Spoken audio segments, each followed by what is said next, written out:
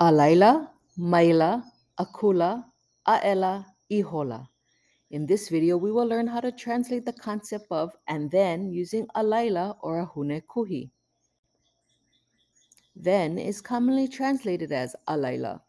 The women flew to Hilo, then they went shopping. Ualele na wahine I Hilo, a Laila ua ku'ai hele laua.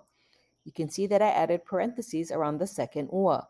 This is because the past tense is already established, so that second ua can be dropped.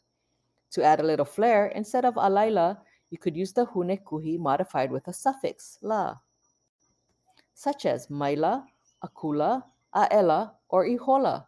These hunekuhi were especially used in our mo'olelo and ka'au. The woman flew to Hilo and then they went shopping. Ualele na wahine I Hilo, a ku'ai hele akula laua. As you can see, instead of alaila in this translation, we are using the hunekuhi to give the sense of then. However, if you want to convey a bigger sense of urgency, that it happens immediately after, you could use the following pattern.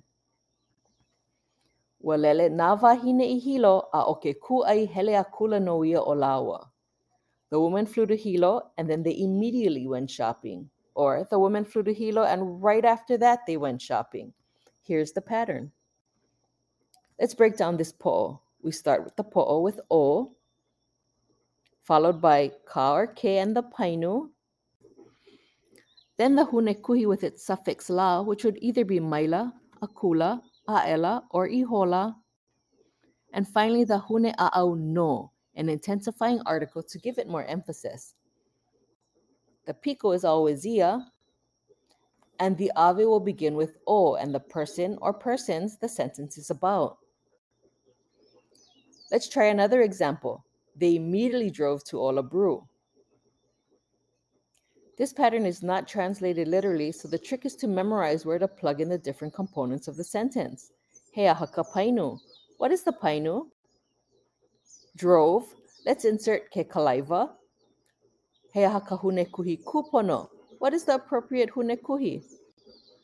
Let's go with akula. A hea haka ave. And what's the ave?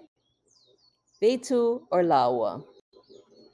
They immediately drove to Olabru. O ke kalaiva kula no ia o laua I Olabru.